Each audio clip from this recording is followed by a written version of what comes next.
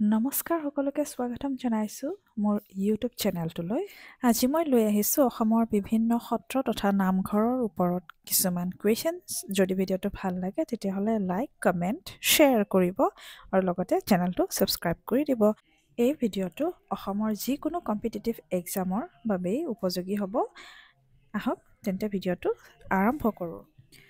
প্ৰথম কুৱেশ্যনটো হৈছে which prominent than in Assam is dedicated to Lord Shiva and located near Shivsagar? এইটো আচলতে থান নহয়, মন্দিৰৰ বিষয়ে হৈছে। তথাপিও মই প্ৰশ্নটো দিছোঁ আৰু ইয়াৰ শুদ্ধ উত্তৰটো হ'ব শিৱদৌল। দ্বিতীয় প্ৰশ্নটোত অসমৰ বৈষ্ণৱ আন্দোলনৰ কথা সুধিছে। Founder of the Vaishnavite movement in Assam বুলি সুধিছে। তেতিয়াহ'লে প্ৰথমখন সত্ৰ যিটো আছিলে আমাৰ সেইটোৱে হ'ব শুদ্ধ উত্তৰ। প্ৰথমখন সত্ৰ আছিল বৰদোৱা থান, বৰদোৱা সত্ৰ হয়, সেইকাৰণে শুদ্ধ উত্তৰটো হ'ব বৰদোৱা থান। তাৰ পিছৰ প্ৰশ্নটোত Madhupur Than was established by which prominent Assamese saint? Madhupur থানখন কোনে স্থাপিত কৰিছিল বুলি সুধিছে আৰু ইয়াৰ শুদ্ধ উত্তৰটো হ'ব মাধৱদেৱ। মাধৱদেৱে স্থাপন কৰিছিল মধুপুৰ সত্ৰ। নেক্সট কুৱেশ্যনটো হৈছে Barpeta Than is often referred to as the second ডেছ due to its religious significance. Second কি বুলি কয়? বৃন্দাবন, কাশী, কামৰূপ, অযোধ্যা। নিশ্চয় ছেকেণ্ড বৃন্দাবন বুলি কয় বৰপেটা সত্ৰখনক। So' Vrindavan is the correct answer. Next question Bordowa Than also known as থানপীঠ is located in which district of Assam? Bordowa থানখন প্ৰথমখন সত্ৰ আছিল যি শংকৰদেৱে স্থাপন কৰিছিল আৰু এইটো ক'ত আছে? নগাঁৱত আছে। চ' নগাঁও হ'ব ইয়াৰ শুদ্ধ উত্তৰ। Next question in which year was Barpeta Than founded by মাধৱদেৱ? বৰপেটা সত্ৰখন মাধৱদেৱে কেতিয়া মানে কোনটো বছৰত স্থাপন কৰিছিল বুলি সুধিছে আৰু অপশ্যনকেইটাৰ ভিতৰত শুদ্ধ উত্তৰটো হ'ব 1583 AD। নেক্সট কুৱেশ্যন চাওঁ who was the primary architect of Namghar system introduced in Assamese Than? নামঘৰ পোনপ্ৰথমে কোনে মানে ভাবিছিল কথাটো বা নামঘৰৰ স্থাপন কোনে কৰিছিলে? আমি সকলোৱে জানো শ্ৰীমন্ত শংকৰদেৱে নামঘৰৰ পোনপ্ৰথমবাৰৰ বাবে স্থাপন কৰিছিল। Next question Kamalabari than is located in which region of Assam? মানে কোনটো ডিষ্ট্ৰিক্টত আছে সুধিছে। ইয়াত আমি জানো কমলাবাৰী, আউনীআটী এনেধৰণৰ সত্ৰবোৰ আমাৰ মাজুলীত আছে। So' correct answer is Majuli. Let's move ahead to the next question what is the architectural style commonly seen in Assamese thans? And the correct answer is Kirtan গৃহ।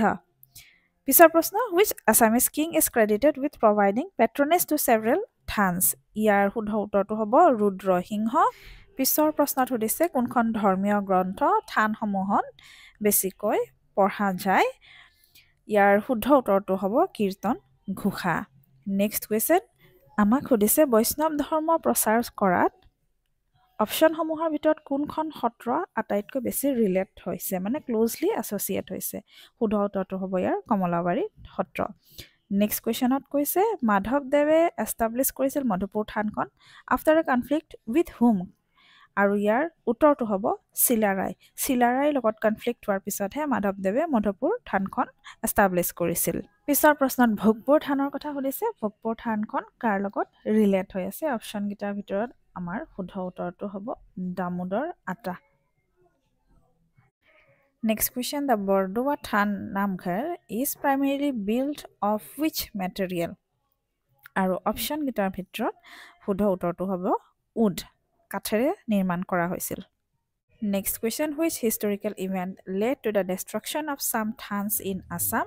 আৰু ইয়াৰ শুদ্ধ উত্তৰটো হ'ব বাৰ্মিছ ইনভেশ্যন। বাৰ্মিছসকল অহাৰ পিছত থানসমূহৰ বহুতো ধ্বংস হৈ গৈছিল। পিছৰ প্ৰশ্ন which than is regarded as a hub for Sattriya culture in the Majuli region? আৰু ইয়াৰ শুদ্ধ উত্তৰটো হ'ব আউনীআটী সত্ৰ। নেক্সট কুৱেশ্যনত আমাক সত্ৰ এখনৰ মুৰব্বীজনক কি বুলি কয় সেইটো সুধিছে। অপশ্যনকেইটাৰ ভিতৰত শুদ্ধ উত্তৰটো হ'ব সত্ৰাধিকাৰ। আমি সত্ৰখনৰ মুৰব্বীজনক সত্ৰাধিকাৰ বুলি কওঁ।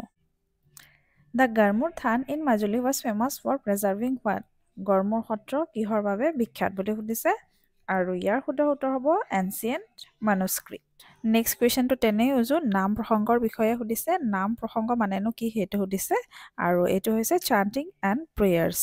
পিছৰ প্ৰশ্নত ৰাসলীলাৰ কথা সুধিছে আৰু ৰাসলীলা আমি সকলোৱে জানো যে মাজুলীত আটাইতকৈ বেছি ভাল হয় চ' মাজুলীত থকা থান হৈছে কমলাবাৰী থান আৰু কমলাবাৰী থান হ'ব ইয়াৰ শুদ্ধ উত্তৰ পিছৰ প্ৰশ্নত সুধিছে which architectural feature is a hallmark of Assamese নামঘৰছ in থানছ আৰু ইয়াৰ শুদ্ধ উত্তৰটো হ'ব pillared halls নেক্সট কুৱেশ্যনত সুধিছে আটাইতকৈ পুৰণি থান কোনখন আৰু আমি সকলোৱে জানো বৰদোৱা থান হৈছে আটাইতকৈ পুৰণি থান যিটো আছে আমাৰ নগাঁও ডিষ্ট্ৰিক্টত নেক্সট কুৱেশ্যনটো হৈছে what is the typical layout of a thans premises আৰু ইয়াৰ শুদ্ধ উত্তৰ হ'ব namghar monastery and prayer hall next question which Assamese poet is often credited with songs recited in thans মাধৱদেৱ পিছৰ প্ৰশ্নটো লৈ আহিছোঁ পিছৰ প্ৰশ্নটো সুধিছে পাতেকীবাৰী থানখন কোনখন জিলাত অৱস্থিত ইয়াৰ শুদ্ধ উত্তৰটো হৈছে নলবাৰীত অৱস্থিত পাতেকীবাৰী থানখন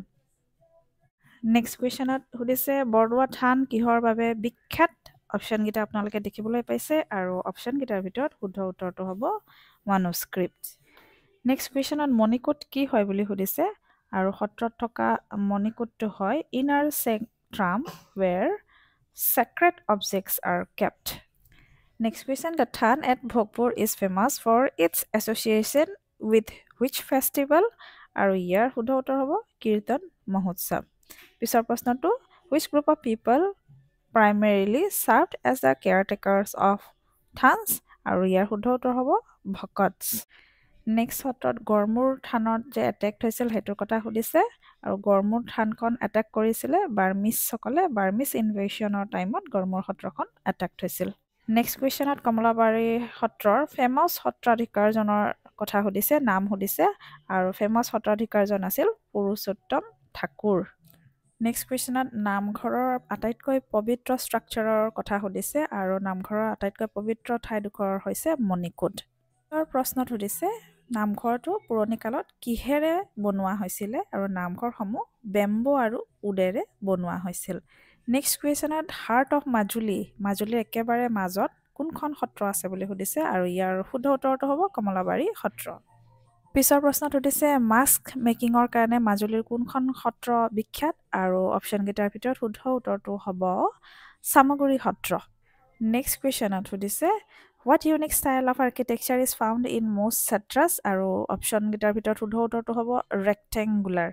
পিছৰ প্ৰশ্ন which satra is renowned for its ivory and wooden artifacts? আৰু ইয়াৰ শুদ্ধ উত্তৰটো হ'ব আউনীআটী সত্ৰ একেবাৰে শেষৰ প্ৰশ্ন আৰু এই প্ৰশ্নৰ উত্তৰটো কি হ'ব আপোনালোকে মোক কমেণ্ট কৰি জনাওকচোন দেই আজিলৈ তেতিয়াহ'লে আহিছোঁ বাই বাই